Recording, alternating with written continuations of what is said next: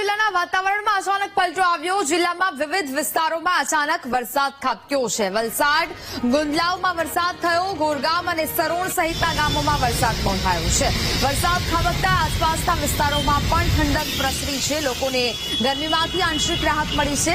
વલસાડના વાતાવરણમાં પલટો આવ્યો। અનેક જગ્યાએ વરસાદી વાતાવરણ છે તે જોવા મળ્યું। વલસાડ અને ગુંદલાવમાં વરસાદી માહોલ છે તે જોવા મળી રહ્યો છે। ગોરગામ અને સરોણ સહિતના ગામોમાં વરસાદ વરસ્યો છે। જિલ્લાના વિવિધ વિસ્તારોમાં અચાનક વરસાદ ખાબક્યો।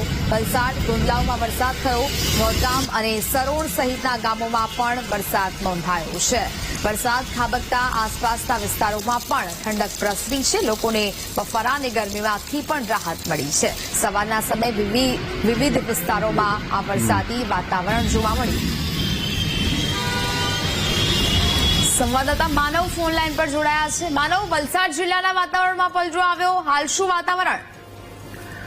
વલસાડ જિલ્લામાં સતત 3 દિવસથી વહેલી સવારે વરસાદ પડે છે, બપોરે તડકો હોય છે અને રાત્રે ઠંડીનો અહેસાસ થાય છે। એટલે વલસાડવાસીઓ 3 ઋતુઓનો અનુભવ કરી રહ્યા છે। અત્યારે જે રીતે વહેલી સવારે વલસાડના આ જે ગ્રામીણ વિસ્તારો છે, ગોરગામ હોય કે પછી ગુંદલાવ, એ તમામ વિસ્તારોમાં હળવો વરસાદ પડ્યો હતો। તો આ તરફ વાપી પંથકમાં પણ વરસાદ પડ્યો છે, ઉમરગામમાં પણ થોડો વરસાદ પડ્યો છે। એટલે કે તમામ તાલુકાઓમાં અલગ અલગ સમયે ધીમો ધીમો વરસાદ વરસી રહ્યો છે। આજે વરસાદ વરસ્યો છે ખેતીને નુકસાન કરી શકે છે। જોકે કેરીને મોટું નુકસાન તો અગાઉ થઈ ચૂક્યું છે, પણ જે લીલા શાકભાજી હોય છે તેમાં જીવાત પડતી હોય છે અને ક્યાંક ને ક્યાંક ખેડૂતોની ચિંતામાં વધારો કરતો વરસાદ છે।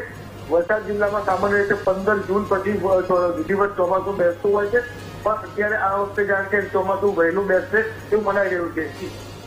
બિલકુલ, જાણકારી બદલ આપનો આભાર।